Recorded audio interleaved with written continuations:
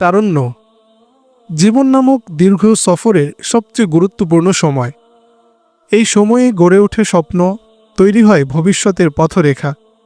কিন্তু আজ সেই মহামূল্যবান তারুণ্য ধীরে ধীরে হারিয়ে যাচ্ছে অন্ধকারে, বিভ্রান্তির অতল গহ্বরে। চোখ ধাঁধানো দুনিয়ার চাকচিক্য, মিথ্যা সুখের প্রলোভন আর সময়ের অপব্যবহার আজ আমাদের যুব সমাজকে নিয়ে যাচ্ছে এক অনিশ্চিত গন্তব্যে। এই বই সেই পথহারা তরুণদের উদ্দেশ্যে, যারা সত্যকে জানে কিন্তু ভুলে গেছে, যারা আলোর কথা শুনেছে কিন্তু অন্ধকারে হেঁটে চলে, যারা হৃদয়ে ঈমান বহন করে কিন্তু কাজে তার ছায়া পড়ে না। এই বই একটি আহ্বান। হে যুবক, নিজের দিকে তাকাও, চিন্তা করো, কেন এসেছো এই পৃথিবীতে।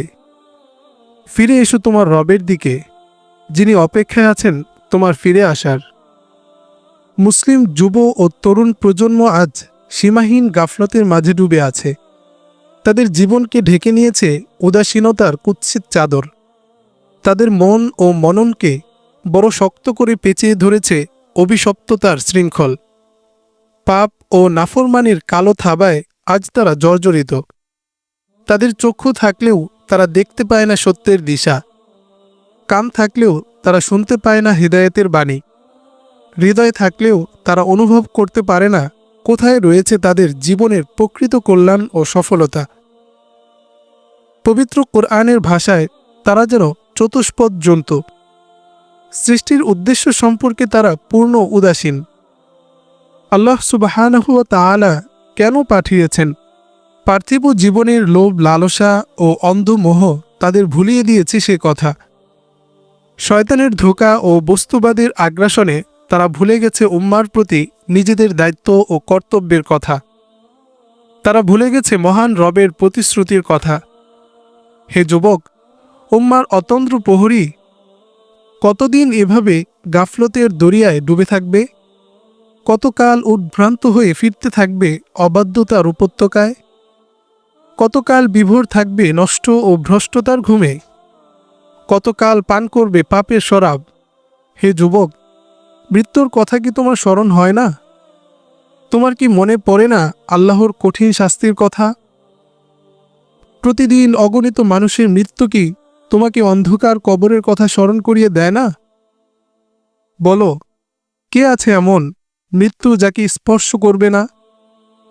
কে আছে এমন যার দুয়ারে এসে আকস্মিক মৃত্যুর পরোয়ানা নিয়ে উপস্থিত হবে না মালাকুল মাউত?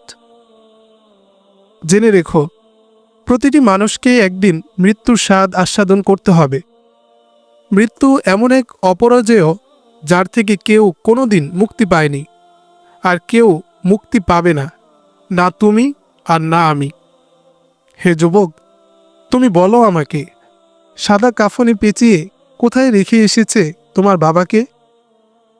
কোথায় কোন অচিন পরে মাটি চাপা দিয়ে রেখে এসেছে তোমার মমতাময়ী মাকে?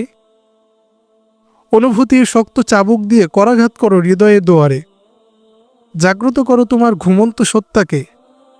ফিরিয়ে আনো অবাধ্য মনকে পাপের আসর থেকে। জীবন নিছক খেলতামাশার নাম নয়। জীবন নয় কেবল শরাবের পেয়ালায় চুমুক দেয়া। জীবনের সূচনা যেমন হয়েছে তেমনি এর পরিসমাপ্তিও আছে। কোন সে জিনিস যার সূচনা আছে কিন্তু সমাপ্তি নেই? হ্যাঁ, একমাত্র আখিরাত, যার সূচনা আছে কিন্তু সমাপ্তি নেই। শপথ সে সত্তার, যিনি স্তরে স্তরে সৃষ্টি করেছেন সপ্ত আসমান জমিন। দুনিয়াতে আগত সকল প্রাণী ও মানুষকে মৃত্যুবরণ করতে হবে। সকলকে প্রবেশ করতে হবে আধার ঘেরা কবরের গৃহে। কবর প্রতিনিয়ত হাতছানি দিয়ে ডাকছে তোমাকে আমাকে। জীবনের সময় দ্রুতই ফুরিয়ে আসছে। জীবন গলে গলে নিঃশেষ হয়ে যাচ্ছে বরফের মতো। জীবন একটি খরগোশ যে ক্রমাগত মৃত্যুর দিকে দৌড়াচ্ছে।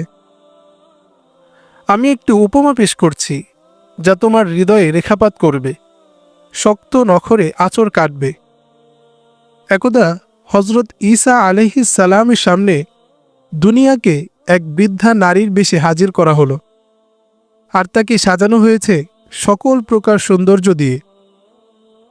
হজরত ঈসা আলাইহিস সালাম কোমল কণ্ঠে সুন্দরী বৃদ্ধাকে জিজ্ঞেস করলেন, কতজন পুরুষের সাথে তোমার বিয়ে হয়েছে? বৃদ্ধা জবাব দিল, অনেক পুরুষের সাথেই আমার বিয়ে হয়েছে। হজরত ঈসা আলাইহিস সালাম পুনরায় জিজ্ঞেস করলেন, তাহলে তোমার সেসব স্বামীরা কোথায়? তারা কি সবাই মৃত্যুবরণ করেছে, নাকি তারা তোমাকে তালাক দিয়েছে? বৃদ্ধা বলল, না, তাদের কেউ আমাকে তালাক দেয়নি, বরং তাদের সকলকে আমি হত্যা করেছি। এ কথা শুনে হজরত ঈসা আলাইহিস সালাম ভারী দুঃখবোধ করলেন এবং বললেন, তাহলে বর্তমানে যে তোমার বিবাহাধীন রয়েছে সে কেন পূর্ববর্তীদের থেকে শিক্ষা গ্রহণ করে না? তার অন্তরে কি নৃশংস মৃত্যু ভয় জাগ্রত হয় না? তাহলে সে তো বড্ড নির্বোধ আর বোকা। দুনিয়ার লোকদের অবস্থা বৃদ্ধা মহিলার সে স্বামীর মতো, যে প্রতিনিয়ত অসংখ্য মানুষের মৃত্যু দেখেও হৃদয়ে তার মৃত্যু ভয় জাগ্রত হয় না, অবশ্যম্ভাবী পরিণতির কথা ভেবে চিন্তিত হয় না, এর থেকে উত্তরণের কোনো উপায় সে খুঁজে বের করে না। সুতরাং হে গাফেল, হে ঈমান ও আমল সম্পর্কে উদাসীন ব্যক্তি, হে দুনিয়ার মোহ ও লালসায় আশান্বিত ব্যক্তি, ফিরে এসো, ফিরে এসো গাফলতের আবরণ ভেঙে। জীবনকে গ্রহণ করো মুসাফিরের মতো। দুনিয়ার জীবনকে বানাও আখেরাতের পাথেয়। জীবন আছে যতদিন কেবল পরকালের প্রস্তুতি গ্রহণ করো। আমলকে তোমার প্রিয়তম বন্ধু বানাও। আল্লাহর আনুগত্যকে বানাও উত্তম সঙ্গী। জিকির ও আলেমদের মজলিসকে গ্রহণ করো যাপিত জীবনের অবারিত সুযোগ হিসেবে। জেনে রেখো, আকস্মাৎ একদিন জীবনের দুয়ারে এসে হাজির হবে মৃত্যু। জেনে রেখো, সেদিন কেউ পালায়ন করতে পারবে না মৃত্যুর ভয়ঙ্কর থাবা থেকে। তাই হে গাফেল, সময় থাকতে সতর্ক হও, সময় থাকতে ফিরে এসো রবের দিকে, সময় থাকতে ফিরে এসো রবের দিকে।